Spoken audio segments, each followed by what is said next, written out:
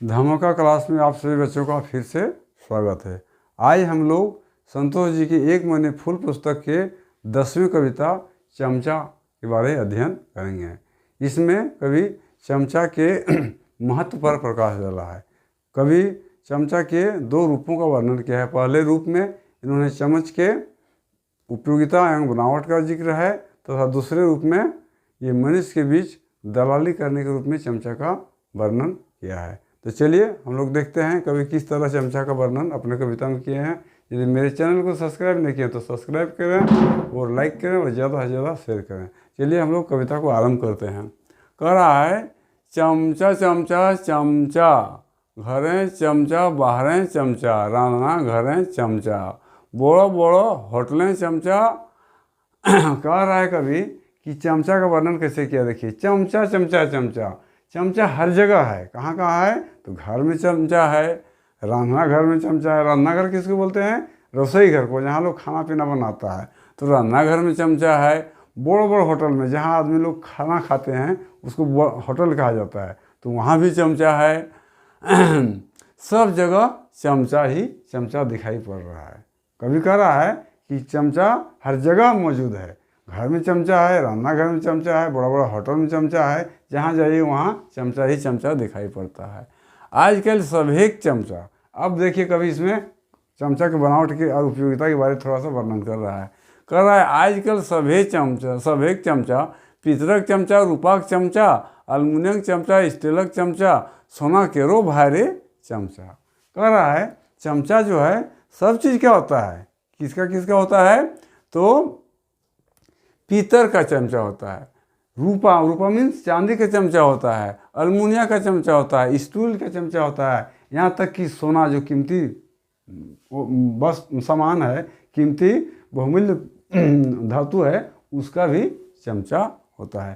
कहने का तात्पर्य हुआ कि चमचा बहुत प्रकार के धातु से बनता है। आगे कहता है यदि खेबे भाव बिना चमचा, हाथे और मुँह लगतो खोचा। कह रहा है कभी कि यदि बिना चमचा के खाइएगा तो हाथ में मुंह में खोंचा लग जाएगा। क्या लगेगा? खोंचा मीन्स क्या होता है? खरोच। कह रहा है यदि खेबे भाव बिना चमचा, मैंने बिना चमचा का यदि खाना आप खाते हैं तो हाथे और मुँह लगतो खोंचा, हाथ में भी और मुंह में भी खोंचा। खोंचा मतलब क्या? खरोच लग जाएगा। यानी कहने का मतलब हुआ चमचा का महत्व को कभी दिखा रहा है कि जमाना कैसा पलट गया है कि सब हाथ छोड़ के, भगवान दिया है हाथ खाने के लिए, काम करने के लिए, न उसको छोड़ के कह रहा है चमचा से खाइए।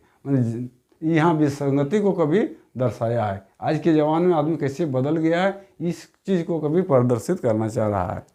कह रहा है अब एखन मुखिया जियक चमचा, सरपंच केरो चमचा, लीडरक चमचा, मंत्री चमचा, बड़ो छोटो अवसरो केरो चमचा, जहाँ कहीं जा देखे पे चमचा केरो चमचा। जहाँ कहीं जाइए चमचा का भी चमचा देखिएगा। अभी क्या हो गया यहाँ चमचा मतलब यहाँ दलाल का वर्णन अब कभी कर रहा है। क्या कर रहा है? एखन मुखिया जी क्यों चमचा, जो गांव में मुखिया होता है, गांव का जो हेड होता है, पंचायत का जो हेड होता है, उसका भी चमचा होता है, मानी उसका भी दलाल होता है। मुखिया जी भी दलाल के थ्रू से काम करता है। वही कहता है सरपंच केरो चमचा। मुखिया के बाद का पोस्ट जो सरपंच होता है, मुखिया सरपंच गाँव में होता है ना, तो सरपंच का भी चमचा है। लीडर देखिएगा जितना भी नेता लगा है उसका भी अपना चमचा रहता है। मंत्री चमचा, मंत्री जो है विधायक सांसद, इसका भी चमचा होता है। यानी कहने का तात्पर्य हुआ चमचे के द्वारा ही ये दुनिया अभी चल रहा है। सब एक न एक अपना अपना चमचा रखा है। आगे कर रहा है छोटो बड़ो अफसरों केरो चमचा, जहाँ कहीं जा देखे पे चमचा केरो चमचा। कह रहा है चाहे छोटा अफसर रहे चाहे बड़ा अफसर रहे, सबका चमचा है। यानी बिना चमचा का काम नहीं चल रहा है। बड़ा कार्यालय जाइए, छोटा कार्यालय जाइए, चाहे बड़ा पोस्ट वाला व्यक्ति के पास जाइए चाहे छोटा पोस्ट वाला व्यक्ति जाइए, सबको चमचा है। बिना चमचा का कोई काम नहीं होता है। जहाँ भी जाइए वहाँ चमचा ही चमचा आपको दिखाई पड़ेगा। चमचा में यहाँ मतलब क्या होता है? दलाल किसको कहते हैं? दल अपने बाक पटुता से सच को झूठ, झूठ को सच कर देता है, उसी को हम लोग क्या कहते हैं? दलाल कहते हैं। और दलाली को चमचा कहा जाता है। कह रहा है जमीन जगह नापक हेक्टेयर। जमीन जगह को कौन चीज़ से नापा जाता है? तो हेक्टेयर में। जमीन जगह को कौन चीज़ से नापा जाता है? हेक्टेयर। मैंने कहा तो उसका 5 हेक्टेयर ज़मीन है तो उसका 10 हेक्टेयर ज़मीन है। तकर जोते खातिर ट्रैक्टर, उसको जोत करने के लिए, उसमें कोई चीज़ रोपने के लिए, जुताई करने के लिए ट्रैक्टर एक मशीन है जिससे मिट्टी को जोता जाता है। तो कहता है जमीन जगह नाप हेक्टर, जमीन जगह का नाप हेक्टर से होता है और उसका जुताई ट्रैक्टर से होता है। तो इसने चमचा बनने खातिर है कई गो फैक्टर। कहता है उसी तरह चमचा बनने के लिए कई एक फैक्टर है, कई एक सूत्र है, कई एक फार्मूला है। चमचा सब आदमी नहीं बन सकता है, उसके लिए भी फार्मूला है, उसके लिए भी सूत्र है, वही वाला कहता है। तो इसने चमचा बनने खातिर है कई गो फैक्टर, चमचा बनने के लिए भी कई गो फैक्टर है, कई गो फार्मूला है, कितना नियम है, तभी चमचा बन सकता है। सब आदमी चमचा गिरी नहीं कर सकता है, यानी दलाली सब कोई नहीं कर सकता है। कभी ये चीज़ को प्रदर्शित करना चाह रहा है, ये कभी बताना चाह रहा है। आगे कहता है चमचा बने खातिर पहले करे हतु अप्रेंटिस, साग डुमेर मोवा सातु हवा खायूं करिया नाय मन खीस। कह रहा है चमचा बनने के लिए पहले क्या करना होगा? तो अप्रेंटिस मतलब ट्रेनिंग, कोई चीज़ को बढ़िया से जानने के लिए, उसमें दक्षता प्राप्त करने के लिए क्या किया जाता है? ट्रेनिंग किया जाता है। तो कह रहा है कभी उसी तरह चमचा बनने के लिए भी ट्रेनिंग देना पड़ता है, तभी आप कुशल चमचा बन सकते हैं। वही कहता है पहले करे है तो अप्रेंटिस, पहले अप्रेंटिस करना होगा तब जाके आप चमचा बन सकते हैं। साग डूमर मवा सातु हवा खाए के करिया ना मन, कहता है उसके लिए साग मैंने पत्ता, साग होता है ना विटामिन युक्त जितना भी साग सब्जी होता है, तो साग डूमर मतलब एक प्रकार का मैंने क्या है? सब्जी है, फल भी है सब्जी भी है डूमर का, है ना। डूमर को लोग फल के रूप में भी खाता है और उसको सब्जी भी बनाता है। वही कहता है साग डूमर महुआ सातु हवा खाई हूँ, नहीं ये सब चीज़ आपको खाना पड़ेगा। कहने का तात्पर्य है कभी को कि दलाल बनने के लिए अभी पहले आपको थोड़ा कष्ट करना होगा, है ना। साग खाना होगा, महुआ खाना होगा, सत्तू खाना होगा, और फिर भी मन में खीस मतलब क्रोध नहीं करना होगा। कहने का मतलब हुआ कि पहले एक बार आपको कष्ट करना होगा, तब जाके बाद में आपको सुख की प्राप्ति होगा। कभी ये कहना चाह रहा है। आगे कभी कह रहा है पहले सीखे हाथों पिंधना ओढ़ना परिपाटी, तकर संगे बोली चाली और मुँह का चाटी। कह रहा है दलाल बनने के लिए यानी चमचा बनने के लिए पहले पिंधना ओढ़ना का परिपाटी होना चाहिए। मैंने किस तरह का वेशभूषा मैंने चमचा लोग पहनता है उसको जानना चाहिए, उसका रीति रिवाज कैसा है, उसका पिंधना ओढ़ना कैसा ऐसा पोशाक रहता है नेता का दलाल का, वो सीखना होगा। वही कहता है पहले सीखे हो तो पिंधना ओढ़ना पर किस तरह को पहनता है, जैसे पजामा पहन लिया, खादी का शर्ट पहन लिया नेता लोग करता है ना, तो वही चीज़ कर रहा है। और ओढ़ना परिपाटी तकर संगे बोली चाहिए, और उसके साथ साथ बोली चाली भी उसी तरह का कड़वश होना चाहिए। मैंने बोली चाली ऐसा होना चाहिए जिससे लोग सब भयभीत भी हो सके, है ना। और मुँह की चाटी, मुँह में चाटी होना चाहिए। मुँह की चाटी मैंने सच को झूठ और झूठ को सच।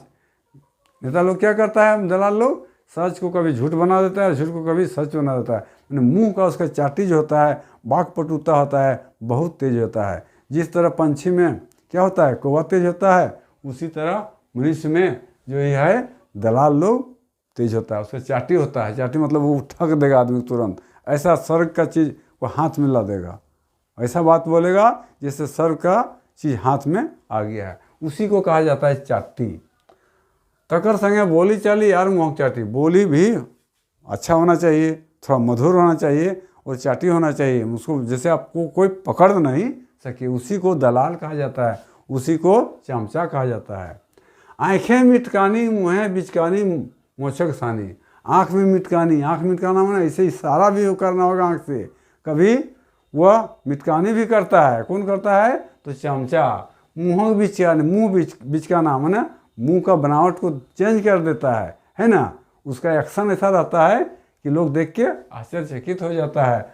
और मोचक सानी, और मोच भी कड़ा कड़ा होता है, शान वाला, जैसे भगत सिंह का मोच नहीं होता है कड़ा कड़ा, है ना। उसी तरह चमचा का भी न वेशभूषा, उसका चाल ढाल बोली चाली होना चाहिए। वही कहता है आँखें मिटकानी, आँख में मिटकानी रहना चाहिए, मुँह बिचका नहीं रहना चाहिए और मूँछ में शान रहना चाहिए, मैंने कड़ियल कड़ियल मूँछ रहना चाहिए।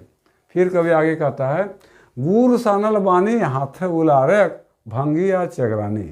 कह रहा है गुर सानल बानी। बानी मीन्स क्या होता है? बानी मीन्स होता है बोली वचन। वाणी मीन्स क्या होता है? बोली वचन। तो गुर सानल, गुर मतलब होता है मीठा, गुर मतलब मीठा, तो उसका बोली ऐसा होना चाहिए कि मीठा होना चाहिए। जैसे गुड़ सान देते हैं कोई चीज़ में, गुड़ मतलब गुड़ नहीं होता है, चीनी सान देते हैं तो चीज़ कैसा हो जाता है? मीठा हो जाता है, मधुर हो जाता है। उसी तरह दलाल का, चमचा का बोली गुड़ के साना हुआ जैसा होना चाहिए। हाथ उलारा, हाथ उलारना, हाथ मतलब ऐसे इशारा करना, कभी ऊपर दिखाएगा कभी नीचे दिखाएगा, एक्शन लेके मतलब उसको बोलना है, उसी को दलाल कहता है। वही कहता है गुर है सानल बानी हाथ उलारा भंगी है चगरानी। उसका बोली वचन, उसका हाथ उलारने का एक्शन होना चाहिए। भंगी मतलब दिखावा, वो ऐसा दिखाएगा जैसे कितना बड़ा अमीर आदमी है, कितना चलती आदमी है। और चगरानी, मुँह भी चगराएगा, चगरा माने इठलाना, चगराना माने इठलाना, उस तरह का दलाल का पहचान है। दलाल वैसा ही लोग को दलाल कहते हैं, हम लोग चमचा कहते हैं। वही कभी कह रहा है। आगे कहता है मुड़े रहतो बड़ा बड़ा चूल। मुड़े मीन्स माथा, सिर, हेड। मुड़े मतलब क्या? सिर, हेड। कहता है मुड़े रहतो बड़ा बड़ा चूल, माथा में बड़ा बड़ा केस रहेगा, इस तरह का बड़ा बड़ा, जिस तरह चमचा लोग भी रखते हैं, है नी, यानी अलग पहचान के। वैसा उसका रूप होता है कि मनुष्य से थोड़ा हट के अलग पहचान के लिए मूड़ में माने माथा में बड़ा बड़ा केस होता है। चूल मतलब बाल, चूल मतलब बाल होता है। तो ये सब क्या है? तो चमचा का पहचान है। चमचा का रूपरेखा से लोग पहचान लेता है कि चमचा है। उसका पहनना ओढ़ना ऐसा रहेगा, मुँह ऐसा रहेगा, बोली चाली ऐसा रहेगा, ये सब है चमचा का पहचान। बा पाजक रास्ता जिभे भूल मोछे संगे दाढ़ी। कहता है बा पाजा जो पहले जमाना का पुरखा जो है उसका बताया हुआ चीज़ सब भूल जाना होगा। उसका बात मानने से अब चमचा नहीं बन सकते हैं। बा पाजा का रास्ता जिभे भूल, वो जो रास्ता बताया है उसको छोड़ देना होगा, उसको भूल जाना होगा। मोछे संग दाढ़ी, मूछ के साथ साथ थोड़ा थोड़ा दाढ़ी भी रखना होगा, है ना। कहने का तात्पर्य हुआ उसका रंग रूप साधारण मनुष्य से थोड़ा भिन्न होना चाहिए।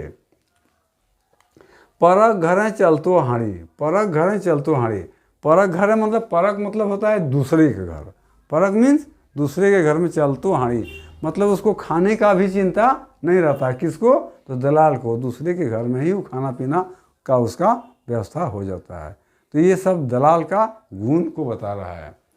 एकर में लागतो ना पूंजी, इसमें पूंजी नहीं लगता है। उसको क्या पूंजी लगता है? पूंजी कोई चीज़ को हासिल करने के लिए पूंजी लगाना पड़ता है ना। तो दलाल बनने के लिए पूंजी लगाने की ज़रूरत नहीं है, केवल यही सब का ज़रूरत है। एकर में वही कहता है, एकर में लागतो ना पूंजी खेबे रोज मांस मछली भूंजी। इसमें पूंजी नहीं लगेगा और रोज़ नाना प्रकार के व्यंजन खाएगा, कभी मांस तो कभी मछली, सबका भूंजिया।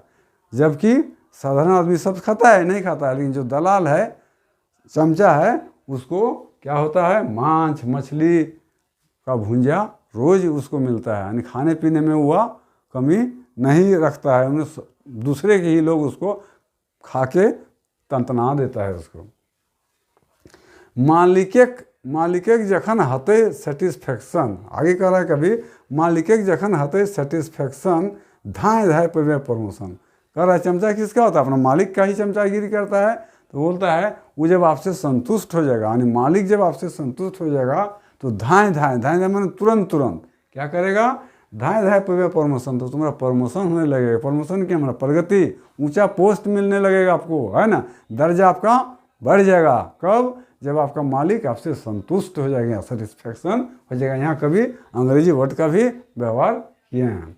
आगे कहता है करिया उनकर प्रोटेक्शन, करिया उनकर प्रोटेक्शन। लेकिन चमचा को कह रहा है कि उसका प्रोटेक्शन करना चाहिए, अपना मालिक का रक्षा करना होगा आपको। उसके लिए क्या करना होगा? अपने मालिक का रक्षा करना होगा। देखे तो एडमिनिस्ट्रेशन, उसका प्रशासनिक जो भार दिया गया उसका देख रेख करना होगा। कविता का शेष पंक्ति वो अगले वीडियो में हम बताएंगे। आज इतना ही रहेगा। यदि वीडियो अच्छा लगा तो ज़रूर से ज़रूर सब्सक्राइब करें और लाइक करें। जय हिंद, जय भारत।